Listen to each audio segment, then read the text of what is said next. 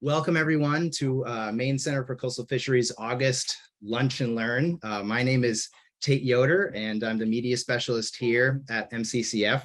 Today we're really excited to show you and present to you a clam cooking show with Leroy Weed, Mike Thalhauser, and Herbie Carter, who couldn't join us today, but we pre-recorded the cooking session prior to this. So don't worry, everybody's here, and we're going to jump over to the kitchen in just a second. But I'd like to have the two fine young gentlemen who are sitting next to me introduce themselves. So Mike, if you want to get started. Yeah, Mike Thalhauser. I'm our collaborative management specialist at the Maine Center for Coastal Fisheries, and for the next month or so, our acting executive director. Glad to be here, and thanks everybody for joining. I'm Leroy Weed, the Maine Educational Associate, and I work in the touch tank room downstairs for Maine Center of the Fisheries. And he cooks a mean clam. And cooking mean clams. Awesome. And as I mentioned, Herbie Carter couldn't make it today for just this live session, but Herbie, if you don't know Herbie, he's a lifelong fisherman, clammer, really great storyteller. Leroy and Herbie actually clammed and fished together basically their whole lives. So they've just got a catalog of stories to share. And so we're really excited to show you this cooking show. It's I will say that the cooking session highlights three separate recipes. Herbie's going to be cooking up a clam fritter recipe. I will preface it, it's a secret recipe. We were reluctant to even get him on the Lunch and Learn to show us how it's done, but he does share the ingredients list. So it's not an exact science, but it's kind of a good approach for all the recipes. It's more of just a showing off the different ways to cook them. Leroy is going to be showing us how to steam clams, and Mike is showing off a razor clam ceviche. It was a lot of fun. I had such a blast recording this, and I hope you enjoy the cooking episode. We're going to stick around until the end and answer any questions that you might have. But until then, I hope you enjoy. Hello and welcome to our Lunch and Learn series. Today we're lucky enough to have Leroy Weed and Herbie Carter teach us about cooking and shucking and all about clams. Go ahead, my man. Okay. This is a steamer clam or soft shell clam. Some people shuck them from the top, which is up here. You can cut the sweet meat that's in here, and some people do them from the bottom. I do them from the bottom. And what you do, you start that, and the secret is kind of tip your knife towards the shell, so you don't cut this part here in two, okay? So when you come down here, you tip your knife again, and just kind of scoop that right out. Just take your time with it. See that? So the secret is not to cut this part of the clam in two. So if you just go in straight, you will cut this right in two. So if you just by tipping your knife, you can do that. And then I slit the head open and peel we call them the caps. And that it's the best to do them when they're wet. See how that peels right off? If you leave them in the refrigerator and let it dry, and the water runs out of them, then I just cut this right off. This part gets quite tough. There you are. What are you going to do with it now? I'm going to check it. That's the one they liked on the other one. Yeah. That's good. All right. Oh, good. Are they polluted or anything? No. No. All right. Now we're going to do a razor clam. All right, sorry. You get these in the sand a lot of times. You most generally see a big hole on the beach. You open it, and down they go. They're down there about a foot and a half. Oh, yeah. You have to be careful chasing them because you hit them with the hook, you will break them. Their shells are quite brittle. They break easy. Yeah. So I just get down one side. These are good in what Herbie's doing over there. They're a little tough if you fry them, although I've done it. There you go. There you go. There. What do you think of that? What do you keep on that one? I keep it all. Oh, yeah. Belly? Huh? Keep the belly on those? I do. But then again, I eat anything, won't eat me. Yeah, there you go. Done. Stop. See? Still wiggling. Yeah, still alive. He didn't like that. No, No. I don't know why. I didn't mind it. no. Well, These ones are you get them on low drain tide, sandy beaches mostly. If you know where you've got them before, and you get a real storm, and it's in the direction of that beach, you get a heavy sea, you go down, you can just pick these up. They'll be laying right on top. The gulls will most generally tell you where they are, because they're down there working on them. Because when they come out, the gulls grab them in a hurry. So you go to a beach where you see hundreds of these shells just laying along the beach, you know that they're right there. These aren't down very deep, so when you see the hole, it's the size of a quarter. A lot of times when you put your hook in and just pull it, they're right there. They'll come out the first pull. Yeah, just keep your knife tipped up towards the shell. Follow it right around. These are a little harder to do. They're strong. There you go.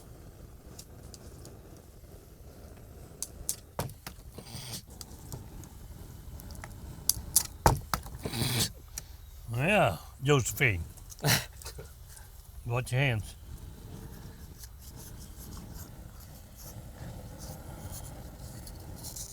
There you go. So you got the sweet meat Yeah. right here. That's Yeah. that's the muscles that Yeah. open and close the clam. It's the best part right You there. had a 5-gallon bucket of them, you'd have like a. And then these are the gills right in here. And so this is the part that you can pop off and you can bread those and fry them. I take this thing right off, like that. Yep. Cut that in the middle, get the sand out, and you just go around there, pull that right off. They get slippery, of course. You see how that comes off? I don't guess it would hurt you if you ate it, but I've ate worse. And when I do my ceviche, I cut this stomach part out and usually clean this. Yeah, And then I'll clean that right out. cut the inside of this part out so you just have meat left. And then you can cut this into I ain't got no fingernails. I can't get a hold of that. smaller pieces like that. Go ahead, you can get it. That's all the good stuff. If you cut your finger off, just save it. It's got meat on it. We'll put her in. These are the best. Oh, them's the best. Those are better than scallops. Oh, yeah. I'm making a clam fritter batter today for you, and these are the hen clams that we use in this. When you're shucking. I'm shucking out the clam. I won't save the cap in this clam, this piece here. I save the sweet meat, the shoe, and both sweetmeats are here to this. And what I've done, I've taken and chopped them up and have the meat here for the clams. And the batter is here. This is flour, eggs, milk, and baking powder, soda, powder. Gunpowder. And it will be, and I'm making fritters, so. A little gunpowder in it. No. Make them rise. Gunpowder, yeah. A little explosive, but all right. Well, you want to start up that there, and I'll make a few fritters. Okay. Well, I'm going to take this in. I'm going to mix these up. This is the clams I chopped up, and the batter that I made, Ah. and Only got 3 legs I seem to be left. working all right now. Yep. Yeah, the wind died. Yeah. Good. You having fun yet, Herbie? Are you having fun yet? I'm ready. I'm ready. Let the fun begin, right? So you going to try one of these things of after I course I cook am. them? I can't wait. You got to. Huh? You got to. All right, Doesn't so that look what nice, you huh? doing here? I've just mixed the clams into the batter, and I'm waiting for this to get a little bit warmer. And it's got to be warmer than that. I want the oil to be hot. It's got to be real hot. When that will start bubbling, that's when you want to do it. I'm using olive oil in this one. I usually use a peanut oil more than an olive oil, but this will do it. Grapeseed oil. Take more heat. Yeah. Peanut oil takes a lot more heat. Oh, yeah. It doesn't burn up so quick. Engine oil is good to get it hot right out of the engine. Yeah, if you can take it right off the engine Oh, yeah. after you come from Bangor. Just put that batter right on top of your Yeah, engine. yeah. Oh, yeah. Oh, yeah, that will work. I'm helping you all I can. I see. As long as you're sitting down, you're helping. Yeah. Yeah. Well, you got to have a supervisor. Right? Yes. Oh, definitely. My family used to have these all the time because in the good old days, this is all you could eat. We couldn't afford anything else. Oh, yeah. Now you're talking. Oh, yeah. Now you're talking, Herbie. She's coming onto it now. I'm looking for them to start to brown a little bit on the edge. That pan isn't cooperating just quite what we want, but it's going to work. Yeah. Want to get them so they snap like a pretzel. Yeah, yes. Yeah. Like a pretzel. Like a pretzel, yeah. You know, just snap them, break them, eat them, so you can eat them. Oh, yeah. Yeah. I see. Oh, look at these babies turning Oh, brown yeah, they're now. coming down. Oh, yeah. I'm going to feed these guys good. So you guys used to clam together, right? Yeah. Once upon a time. We've done a lot of things together that we can't talk about. Yeah, here. we were not going to bring it all up. I was probably 10, Yeah, just kids. just a pop. We'd clam for a while and then have mud fight. Oh, yeah, there was used to be Well, a you mud had to fight. have mud fight. Every day there was a mud fight. His brother Roger, we'd just about be getting done, and all of a sudden you had this mud ball come about this big around, slap you in the side of the back or somewhere, and he'd run like hell. With no fun unless you had mud fight. Oh, no. Had to have it. Had to have it. I mean, that's part of the day. I don't know, boys. These don't know. I don't know if these are going to be all right to eat or not. Oh. Yeah? But I have something I do to them, Leroy, that Oh, what are you going most to do now? people don't do. Going to flavor her up a little? Put a little shampoo in her? Oh, I take these and I do this. I butter them on. you Boy, butter anybody yours? eats them, yes. Yeah. And I have to give them a There little, you go. little touch Yeah, of now the you're spit. talking. Yeah. Yeah. You want to try one of them, Leroy, and see, Oh, of course I how do. they are? I mean, Yeah, you better hurry up and start cooking, because once I get going on this, I ain't going to get out of this I'm chair. gonna call these ones done right now. Yeah. So you're gonna See, be I'm all moving set. right over close. I see you're close to the dish. Yeah. It's probably a good thing that you are. That ain't a bad thing. No, it ain't. No. Let me. I'll do another one. Okay, boys. This is what you're gonna get right This is there. what you're going to get. This is it. What do you mean this But is these right here. I ain't done Leroy, it yet. These right here are ready. They're hot. Try one of them babies. Yeah, try one of them, Mike. Go ahead, Leroy. They're ready. They hot? Oh, yeah. Anybody? We got these. I cooked them for a reason. Coming in. I think. Go ahead, keep cooking. That's good. How many clams do you think you have in that whole thing? Probably 20. It was big clams. It was the size. Yeah. When do you guys go get hen clams? When you get the real low tide. Low drain tides. Yep. That one tasted just like another one, Herbie. Did it really, Leroy? Oh, yeah. Wow, Yeah, that's that's coming awesome. right onto it, Well, yeah. that's not a bad sign then. That ain't a bad thing there. No. That's good. That makes me feel better. I hope he's got enough gas in that bottle to get Yeah. down through that job. Am I going to cook this whole batch for you today? Yeah, I'll sit right here. What about razor clams and We're gonna steam him. no? But I mean, where are they on the beach? So the hen clams are way down. They're right out where the hen clams are, Yep. razor clams. They're in this, but they're growing in a lot of places now. I see them in the soft mud a lot now. Yep. That we never really did. They've seeded in places that they weren't. I But think it's, what's happened, people haven't been eating them like they used to, Herbie. I'm getting When that. they spawn, they're growing everywhere. Yes, they are. Smoke it on to her, Herbie. Give them that smoky flavor. They got it, Leroy. They got it. They're getting it right now. The smoky flavor. The smoky flavor, yeah. Let me put some of this in here. Yeah. I'll give them a Yeah, little put your attitude. Yeah, have a swig. bit. Everybody's got to have a What do you little. think of it, Robert? Yeah, they're all. Want one raw? How was your clam fritter? Was it? Yeah. That butter's a good touch. The Yeah. butter is the answer, I think. I like, I've had a bunch of people say, well, I never buttered mine. Well, that's yours. How have things changed in the clam fishery since you guys started when you were 10 years old? Well, I can I tell got you, $2 a bushel when I started. when I started, when I was 10 years old, we have today 13% of the clam flats that we had when I started. My business has gone downhill a lot in the last 25 years from what happened with it to what is today. Mm-mm. Are they all right, Leroy? Oh, you got a friend Are you now. finding anything wrong Oh, with you them? got a friend out there. Just keep going. I'll probably go straight Yeah, there's to bed. 2 more here, boys. There's more. Come on, Robert. Don't get Come one. on, Robert. Don't hold back. Don't hold back. I promise you, my cooking won't kill you. Nobody's died from it yet. Nobody.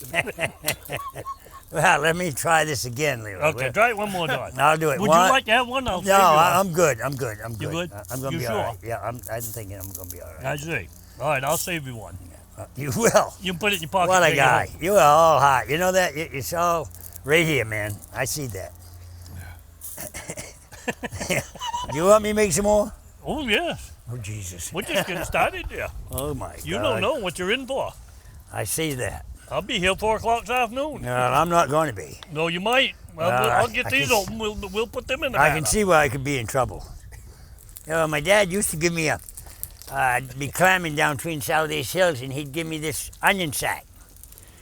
I looked at him, what's that, Dad? He says, you know what I want when you come home. So it'd be a low drain tide, and I'd end up going out, wading up to here and down, putting them scallops that big around in the bag and putting that on my mud set and bringing that home in the summer. You know, it was time.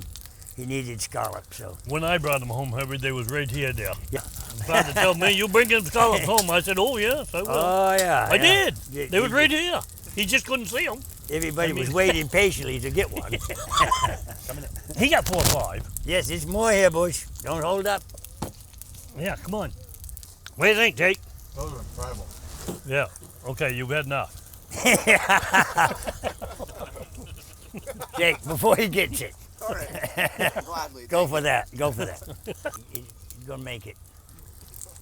I can't loose my belt. I ain't got no noise.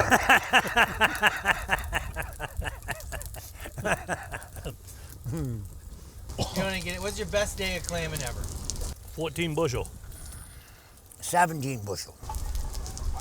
That's a long I had- day. And then I had Done 2 two. times? I had no one tide, One tide?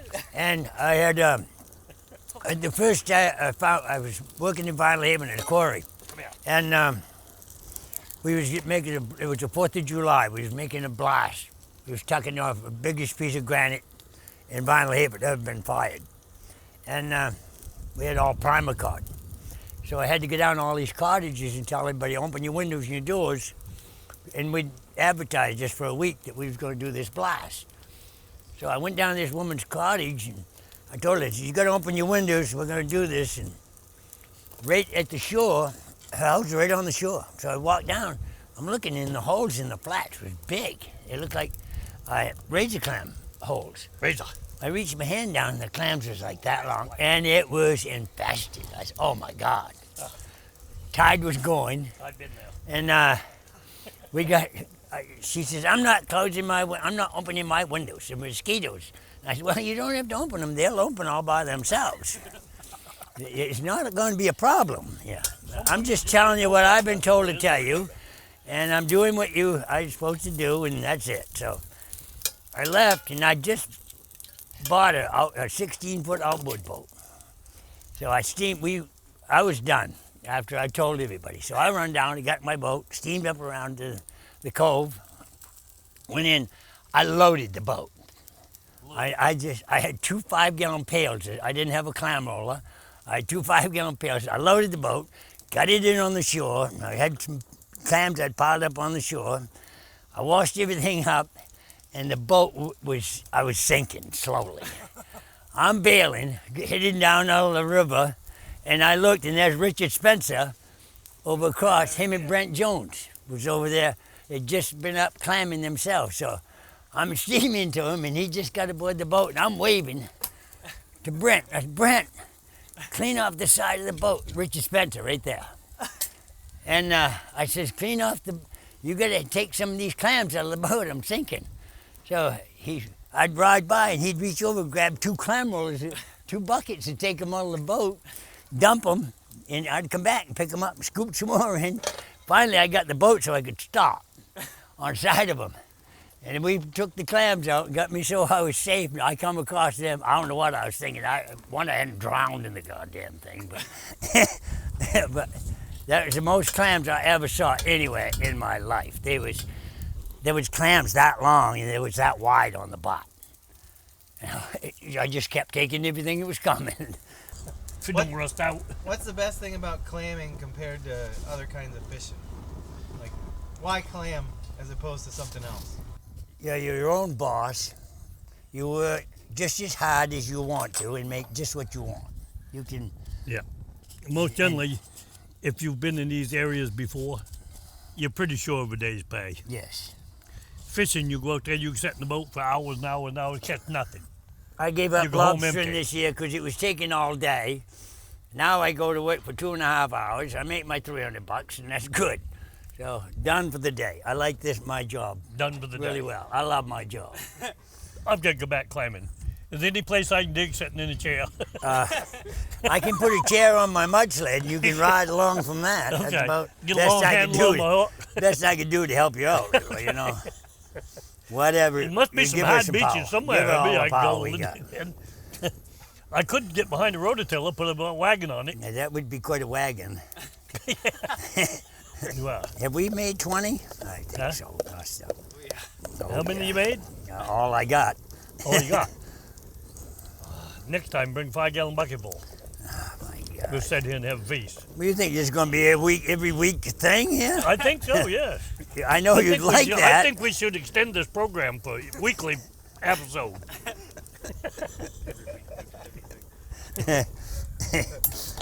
No. Because I'd weigh 600 pounds.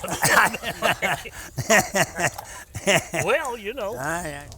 How many clammers were digging regularly when you were? There was 380 of us at one time. And in the spring, all of them dug. Everybody did. And there's, in Wibb's Cove, when we was there, was what, 25 of us? Yep. In that one cove. And there all the time. I mean, everybody was there every day, same amount. And how many would you say on the island now? 72. I think 72 of us. Did I do them? Yes, I did. You're all set. You're all set. You sure? Yeah, you better hand them out before I get started, Herbie. You don't mind if I try one, do you? Huh? Huh? What? What do you want? I'd try one. You did? Yeah. Well, take a small one. I did. Gee whiz. Yeah, see? Probably a clam. Clam vertebrate. I'll get done clamming, and I'll have half a pack of clams, and I haven't got an order for them, so I'll shuck them all out, and I'll make up a platter of clam fritters. I'll jump in my car, and I'll go have lunch with about 25 people. And I drive in the yard, and you see them, I toot the horn, a smile comes on their face, and they come running to the car, hands out ready. And I'll try to feed 15 people before the day's over and have lunch with a bunch of people. So. You wouldn't have made 15 if I showed up. No, I have to detour around you, Leroy. That could be trouble. That could be trouble if I showed up. Yeah, there could be a lonesome lunch. He's leaving. They're pretty much done. We're pretty much done, Leroy. I'm out of business. You are? Now it's up to you to steam. No problem. I need some water. We are getting real ready, Leroy, to call this quits up here. Huh? I'm getting real ready to call this quits. You are. Yep, I am. Oh, look at that. You having fun yet? Yeah, I've had a ball. How can you not have fun with this crowd? There you are, ladies and gentlemen. Ladies and gentlemen. My job is done. Your job.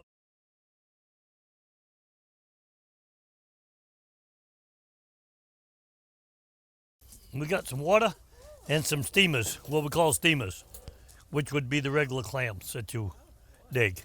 Okay? What you do, you get that water hot, put them in, and just watch them. They'll open right up when they're finished. Won't take long. Couple hours. What I do with these, when I get them done, I save the broth. Then you can, if you was serving it in individual bowls, you can rinse your clams off in there. Oh yeah. I always figure clams are like a lobster. They're full of salt water already. So the more salt you put in, the more you toughen them. So I just let them steam in a little fresh water and the clam itself. And that'll probably give you enough salt. Yep. When you're catching them, if you crack one, Yep. leave it for the gulls. Yep. Don't take it. Yeah, The- any of the- these that don't the- open, you don't eat. The either. cracked ones will start bacteria Okay. quicker than anything. I didn't know that. So if you're going to keep them for a day or two, just Yeah. throw them ones out. And if any of these don't open up, Yeah. don't eat them. You don't need to purge them No. for days. I mean, a few hours will Yeah, do yeah. it, you know? Right? How they looking? They're coming. Because the ones on the bottom will open first. Yep. Right? Well, they're good.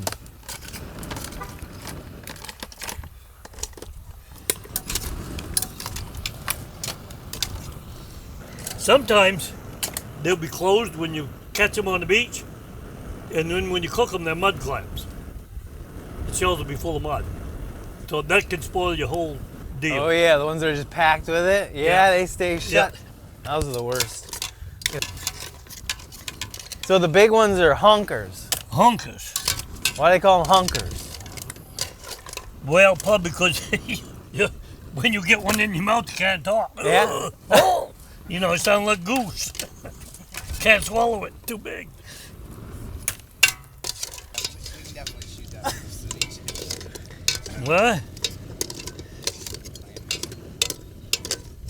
No, the cooking part's better anyway. I'll give them a little bit. Them big ones take a little longer. Yeah. The shell's a lot thicker. It's like a big lobster and a little lobster. Yep. A hard shell and a new shell. Yep. The hard shell's got a thicker shell, more meat. You got to give it a couple more minutes to cook it. What about from like one flat to another flat, like down east, Deer Isle, Stonington? All the clams taste the same?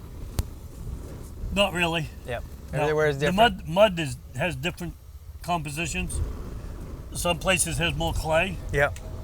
I think that's why the local management piece is kind of important. You know, people from that area, they're digging there, Yeah. understand what's going on with that clam flat and can Yeah. manage it better than anybody else could. That's it.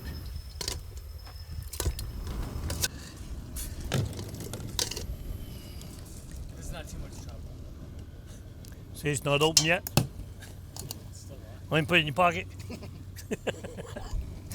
Or how about this one? Want that one in your pocket? No. Now that one's been in there the longest and it still ain't done. Yeah. So I'm just thinking that it might not be. Yeah, sometimes they don't pop. The steamer, probably the easiest way to cook them. Yep. Most people tend to overcook seafood. Seafood you don't need to cook long period of time, like a fish. Yep. If you cook it too long, it just breaks all up. Maybe they just ain't gonna open. Yeah, sometimes that little membrane, once it's cut open. maybe- Done, ain't they? Yep. There you are, boss. All right, show us how to eat a steamer, Leroy. No problem. Cracker? Huh? Cracker open? Cracker open. Take his snouter off.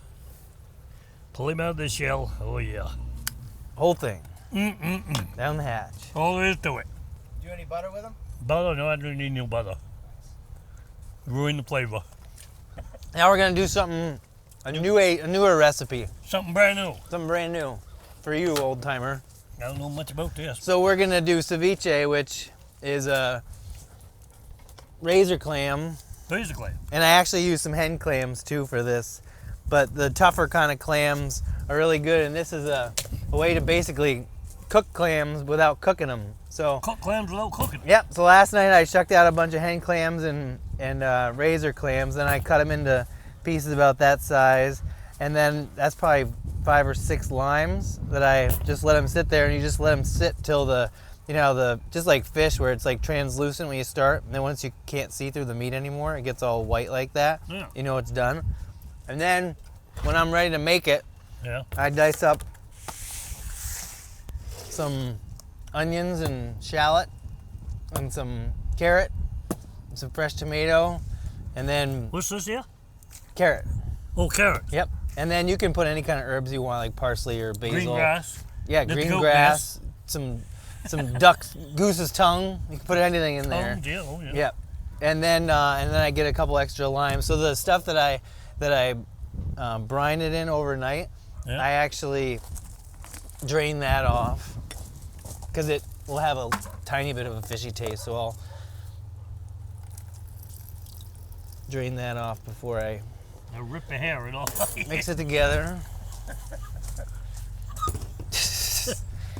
Look like a lot of these guys been eating this. Yeah. Taking their hair on their head. So then it's it's almost like a salsa. So you just mix whatever you want for this kind of stuff in there. I like to dip. You just eat it like I would salsa with chips. I got some chips right there. Yeah. I'm gonna grab some more out Open here. these up. And then I'll put a little bit of fresh lime juice Whatever. that's fresh squeezed. I gotta watch what you're doing here. I don't know what I don't know what you're doing because I don't think I'm ever gonna do that. Well, you might have to. You have it. Looks like kind of complicated to me. Yeah. Yeah. How is it? No, I have done. Look So at my the man, grass. Okay, old boy. all right, I'll see you in the flat. until we do it again. Till we do it again. Thanks for joining us, everybody. Thanks especially to Herbie Carter and Leroy Weed for telling us all they know about clams and for these awesome recipes. And we'll see you next time on our Lunch and Learns. Thanks. All right. Thank you all for watching that. Hope you enjoyed. We don't have any questions in the chat box, but I encourage you, if any of you have any questions or comments or things to share, feel free to submit that through the chat function or the Q&A function.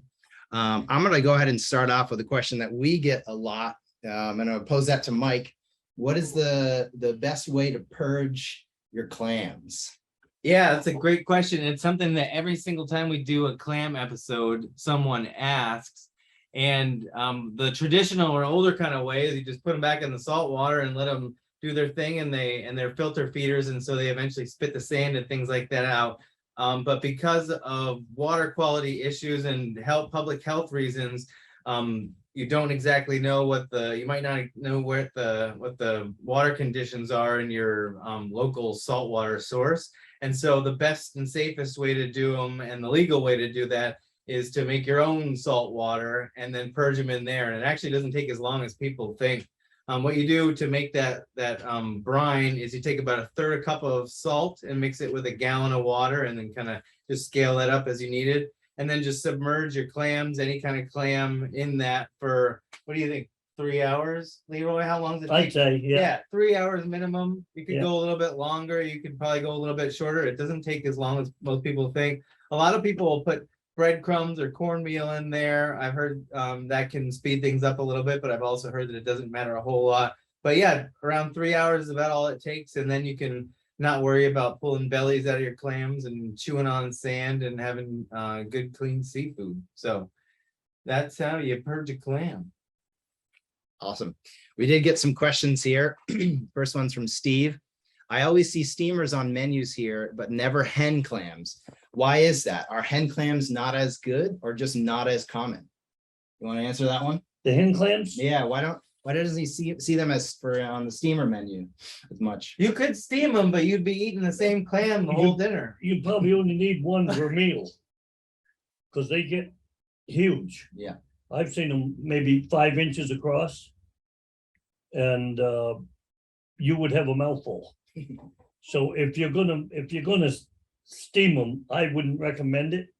I would recommend open them and put them in a Cuisinart and chop them up. They make excellent chowder, or they make excellent fritters, or something of that nature, rather than steam them. If you had the real small ones, which there is a size that you're not supposed to take, so you would be having illegal clams if you did that.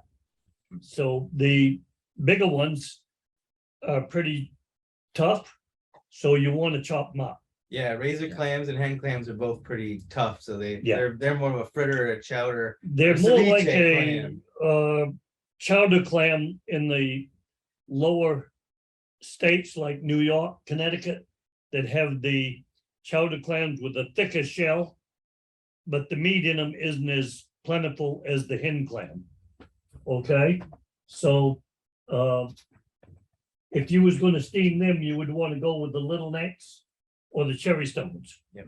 Then you would eat those as steamers, but not these big hen clams. That wouldn't be recommended. And the little necks and cherry stones are, people talk about them and call them hard clams. Yeah. Yep. Exactly. Good Awesome. question. Yeah, thanks, Steve, for that question. Sally's wondering, where's the best place on the island to get fried clams? Oh boy, that's gonna cause a fight in some places. Yeah, I don't know if we want to name one or I name don't- a bunch of places. I don't You know, eat them in the restaurant because of the fact that they deep fry them and the clams get really hard. Yeah. So I like them pan fried with a flour and egg batter in an iron skillet and keep them soft when you cook them. I'll give a plug for the Bag Deuce Lunch over in Brooksville that has really good fried clams. But doing them at home is pretty good and easy if you can figure out how to follow the instructions in the video and shuck them out yourself. It just takes practice. The secret to frying clam, one of the secrets, is to make sure you start with a dried clam, like a dried piece of fish. If the fish is wet and you flour it, the flour falls off. And then your fish doesn't cook the same way as it would if it was patted dry with a paper towel and then bread it and cook it. How do you dry them? Just let them sit out for a little bit, or paper Yeah. towel? Take a dishcloth. Yep. And wrap them and put them back in the fridge. Yep. Let them dry off and then bread them and cook them. awesome. We got another question from Donald. You put salt and pepper in the fritter batter and any fresh chili in the ceviche. So you put salt and pepper in your batter? I salt and pepper my food when I eat it. Salt sometimes tends to toughen your food, especially seafood. So I always salt and pepper it when I eat it. And I did not put any fresh hot pepper in that ceviche because I didn't want to hurt Leroy's fragile palate. But you definitely could put spicy peppers in that. Anything that tastes good on that kind of stuff would be great in there. Awesome. Another question from Ryan. Do you need to change the water while you're purging? And should you purge in the fridge? That's a good question. If you're only doing it for a few hours, you don't have to do that. But if you are going to leave them in there for a long time, they can use up the oxygen in the water and suffocate basically in there. So if you are going to leave them in there for a while, you might want to change it or at least scoop up some of the water and kind of dump it back in there to aerate the water. And then what was the other part? Should you purge in the fridge? Yeah, purging them in the fridge is a good idea. If you're in a really hot day, you may want to do something, or if it's going to be pretty quick and you think it's going to be a big temperature swing from where you had your clams, if you dug them yourself to the fridge, you might want to be cognizant of that so you don't change the temperature too quickly. But the fridge works better and is a little bit kind of safer for food products anyway. So good question. Yeah. We got a question from Ray. What are the licensing requirements for clamming? The license requirement requires a town license because most towns have a clam committee and they regulate their areas where you go clamming. And then you have to buy a state license if you are selling the clams. Now, if you are a certain age, you can buy a personal license for your own personal use for $1. And that allows you to get 10 quarts of clams or a water pail full.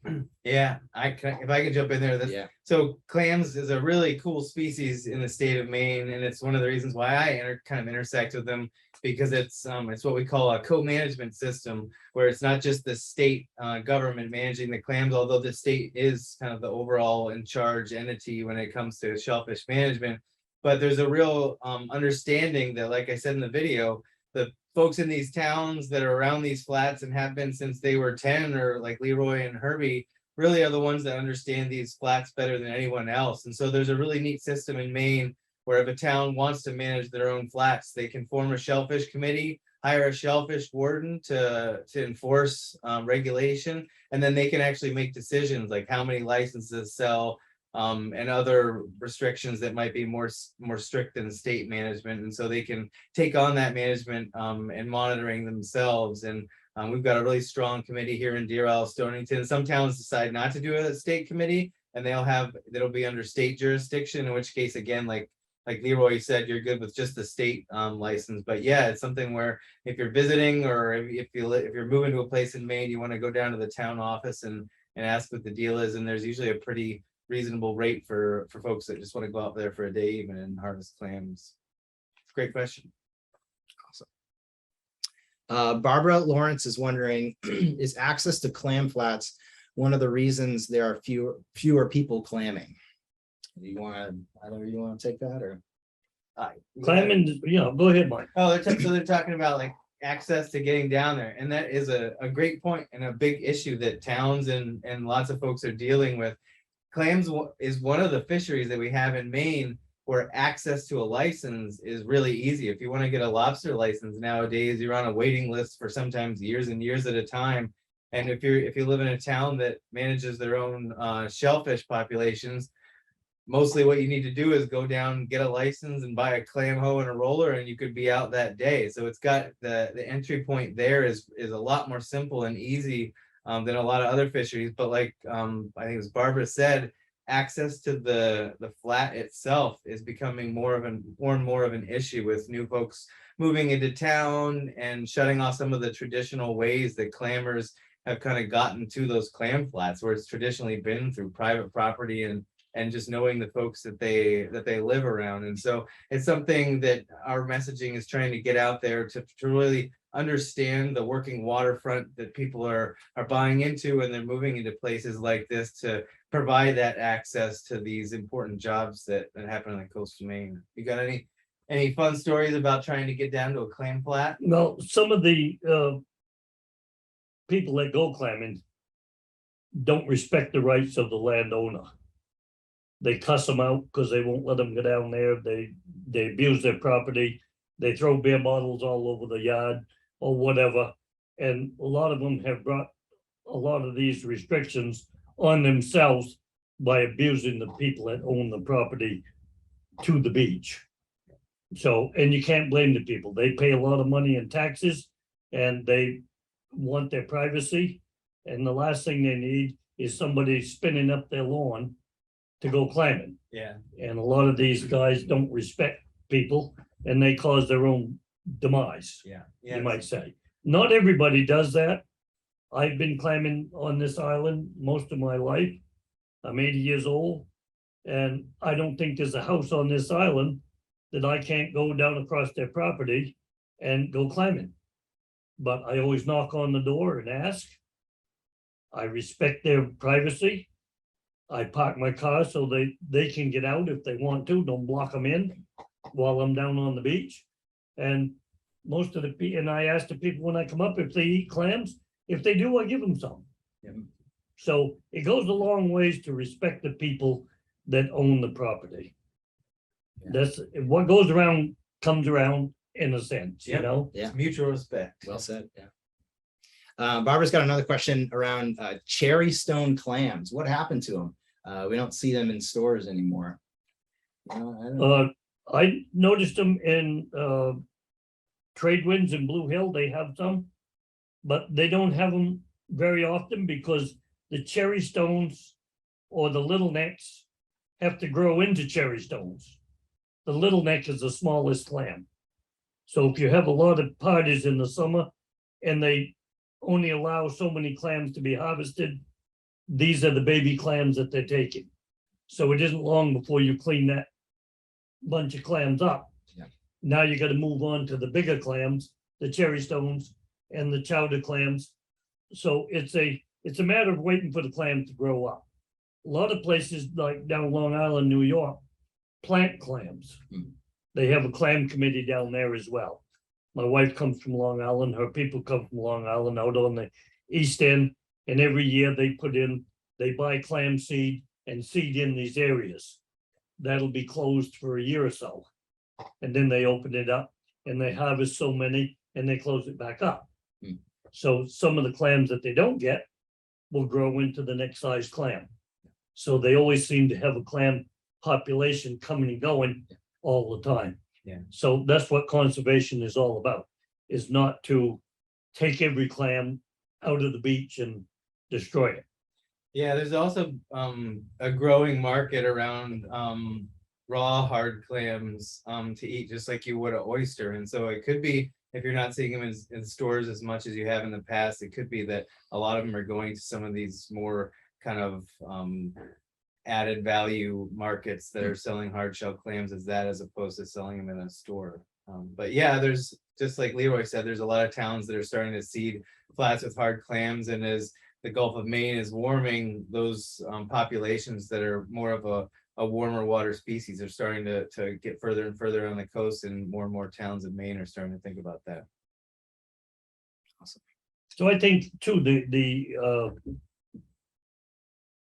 research places that grow the clams for the different states that buy the seed, so that takes them out of circulation. Yeah. When they get so big, it just takes them off the market. Yeah. Because they're putting them back in the water and growing them. I don't know what the time limit is on growing a clam from a seed to a little neck, say. That may be a couple-year period. So if they sell them to these different clam committees up and down the coast, then they're off the market. So there's not enough to go around. Yeah. They can't grow them fast enough, in other words. Yeah, and just on this kind of note, when it comes into shellfish biology and raising them and things like that, I just want to give a plug to our partner in the Down East Fisheries Partnership, the Down East Institute, that works really closely with clam committees, with the state, with other research folks to look into those questions about how long it takes clams to grow out and the best way to grow them, and working with towns to be able to grow their own shellfish and do some of that conservation work that Leroy's talking about. Yeah, good plug. This is probably a good question for Herbie, but let's see, we can tackle this. Ray says, or ask, why are clam flats down to 13% of what they were years ago, referring to what Herbie was saying in the video. The clamming, Yeah. I think, and over the years that I've been around the area, I think things cycle. The wintertime, how much ice we have. The last 3 years, we've been invaded with the green crabs. So the green crabs will grab the clams as they come up to siphon. That's one of the problems that they have with the numbers being down. I know mussels cycle, scallops cycle.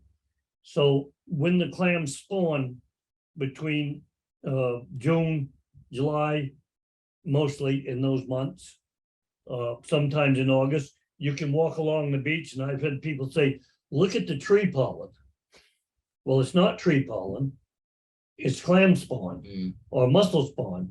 And if you stick your hand in it and pull your hand out and go like this, you can see it stick all the way to your fingers. Okay, it's real sticky. So that attaches to the beach or the clams or whatever's on the beach. But if you get a storm and that breaks up and it takes it away from the beach, that can contribute to the less amount of clams in the beach. So there's a lot of factors that factor in. Rain, if you have a lot of rain in the spring and you get a lot of runoff from the beach, from topsoil, from the road salt, from everything that runs down over the banks, over the beaches, how much does that interfere with the clams growing? I don't know if there's enough study to know that yet. I'm sure it's being looked at. And you have to factor everything in. Yeah. I do know when you get a heavy downpour, that clams will fill full of the topsoil that has been run down. You can look in a cove. In the cove, the water will turn brown. Well, the brown is from the runoff that's just come down from a torrential rain. So if the clams ingest that and get full of it and can't digest it, it may kill them. So there's a lot of factors you got to factor in why the populations go up and down. Yeah, and that's a good point as far as the rain events and things like that. So one important thing, if you are going to go out and harvest some of your own clams, after you get a license, it's really important to check the state-run website around water quality. And basically, if you Google Maine Department of Marine Resources, shellfish, water quality or something, and get in there pretty close, they've got a pretty good spot that'll pop up, and you can actually look at an interactive map that'll show you the places that are closed either because of conservation, because the town might want to close it and just keep those clams for a while, or other reasons. There's a lot more people living along our coast right now, and there's a lot more people walking dogs and having farms and things like that close to it. So there's actually one of the other reasons why Herbie might have talked about that is there's a lot more flats today than there used to be that are closed for water quality reasons.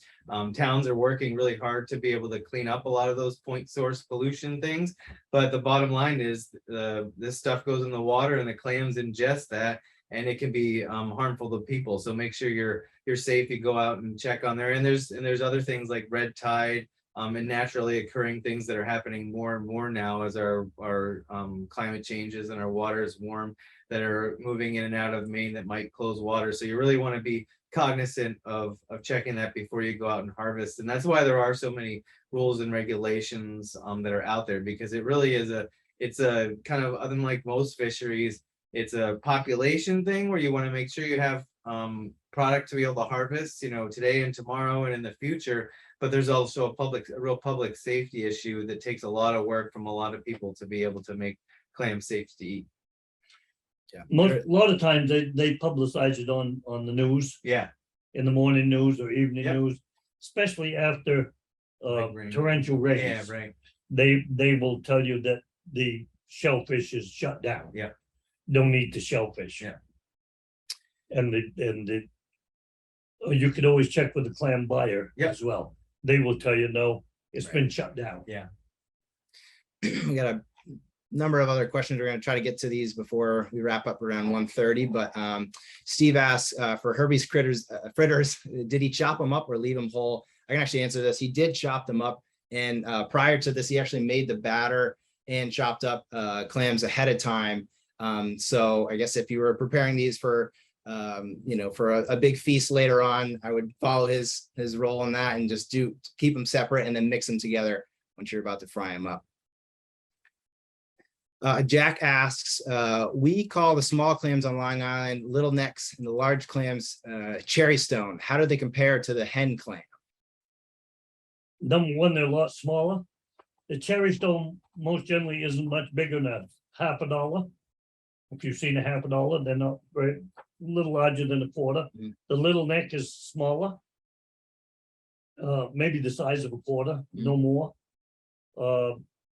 The chowder clam would be the largest.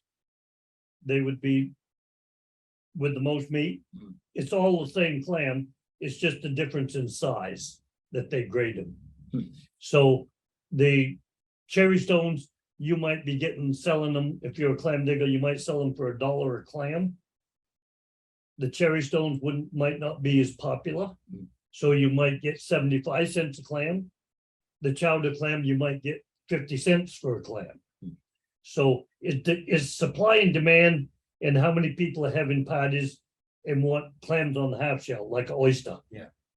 If they're very popular and you got 200 people that you want to serve, then the little necks would be the best way to go. Yeah. So that is about the way it goes. Now, another thing, if you want to do a baked clam with a stuffing, you would want to use the hard clam shell. The hen clam, as we call it, the shell is more brittle. And if you bake it, it will break. So if you bought some chowder clams and you wanted to put, clean them and stuff them and put them in the oven, you could bake them in the oven and they wouldn't break on you. They would stay whole. Wow. But the hen clam will snap and break. My wife has got some chowder clam shells that she's had for 5 years. And after she bakes them, she puts them in the dishwasher, washes them, There you go. put them back in the bag, put them in the cupboard. And when she wants to do it again, she takes them out and do it again. So you can use them over and over and over. But the hen clams, you can't, they'll break. They're brittle. All right. Another question from Steve. Sometimes fried clams have really chewy necks that have to be avoided. Should you cut them off when cooking at home? Sometimes what now? Sometimes fried clams have really chewy necks. They have to kind of avoid. Should you cut them out? You should cut them off before you sell them. Sometimes people leave the necks on them. Yeah. They do it for weight. If they're selling them by weight. Like, or if you're selling them by gallon to a restaurant, they leave the snout on there, the head on there. It's a very good thing for a small child to get choked on. So I cut them down. Yeah. They're very tough, they're chewy. So I cut it down almost to the top of the clam. And you do that when you're cooking When at I, home? when I take the snout off, Yeah, okay. okay? I just cut them right off. Yeah. Because they are chewy and a small child can get choked on them. Yeah. So leave it. you have to be careful. Yeah. It should be done before the people sell Yeah.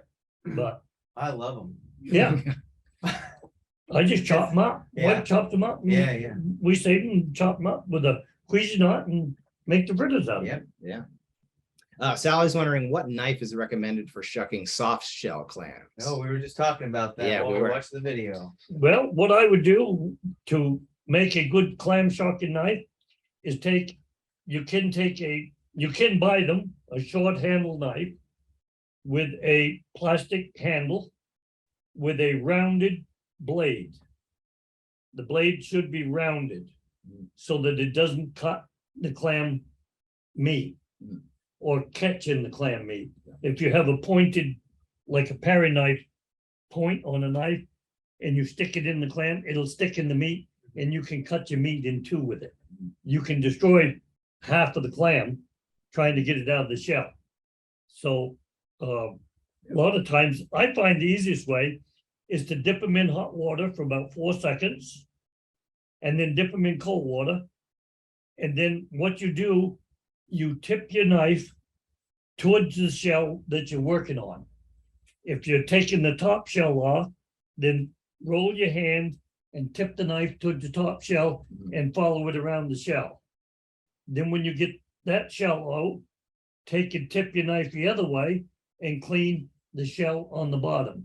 And when you get to the muscle that's in the corner, your knife will be automatically tipped and you can snip that muscle off and you'll get clean shell.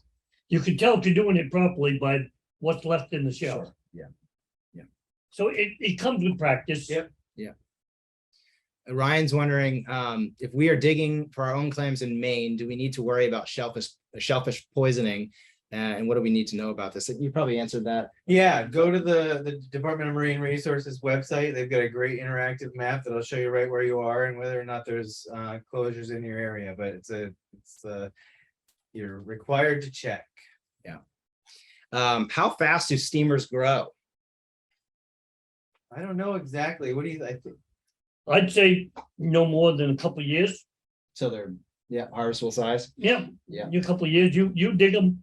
A lot of times when I was scratching them out, you find the little ones, maybe an inch long. Mhm. And instead of leaving them there for the gulls to pick up and take away, just push them back in the hole and push the dirt back over them. Yeah. That loosens the dirt up. They can get up and they can get more to eat by the dirt being loose. Than they can by the beach being hard. So they grow pretty fast. It's different in different places too, where It the water is. might be, or where there might be more clams in one place Then another, they might grow a little bit slower than that because there's less. I think a lot of it might depends on the plankton that's in the water. Yep.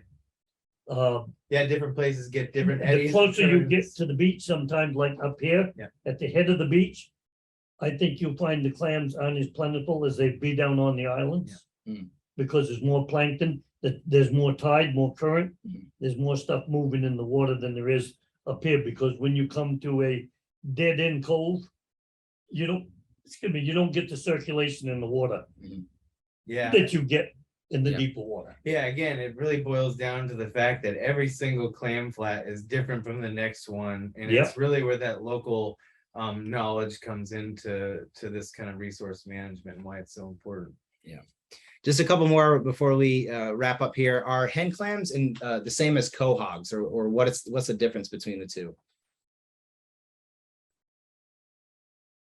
I think the hen clam is a quahog. They're both hard clams. They're both hard clams. And a lot of them are different size kind of categories. I don't, I've only found the hen clams as such. And on the license, they call them quahogs, Yeah, but you never see it called a hen clam. right. Yeah, well, there are different names for different species. So I think Yeah, and there it's are, like a rock crab, a Jonah crab, and a stone crab. right. It's all the same crab. It's just different places they name them different. There are different hard clams, but yeah, the ones we're calling hen clams are also called surf clams, and then there's hard clams, which can be mahoganies or little necks or cherry stones, and there's a few guides out there, but a lot of it ends up being kind of marketing strategies to be able to come up with different names for different sizes that people selling clams have come up with as different ways to sell clams. What's a clam roller? A clam roller is a container that is made to carry clams in. Each clam digger has their own style. It has a handle on it, mostly made out of wood. There's a space between the wooden slats on it.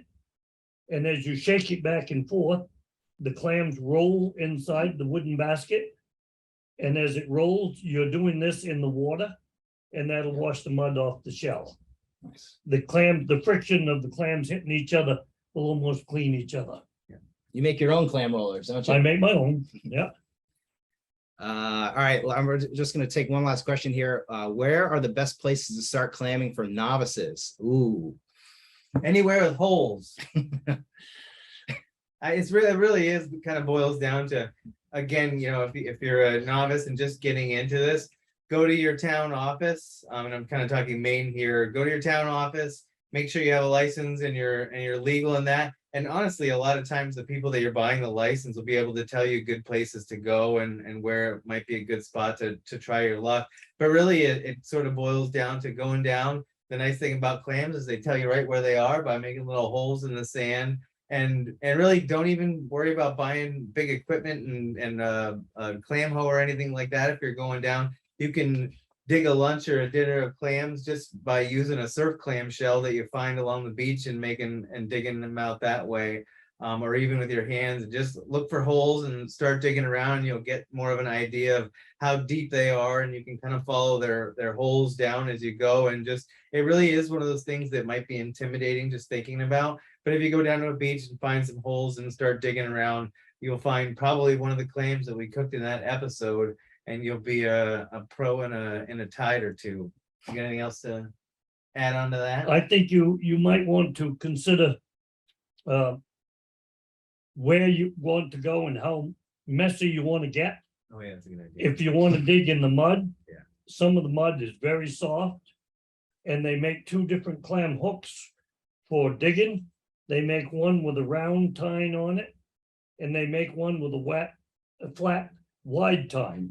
The wide tine would be used in the mud, and the round tine would be used on the beach, on hard bottom, like sandy. Yeah. So you have to decide, if you're just doing this for fun, I would go the least expensive way and just experiment with it to see what you like.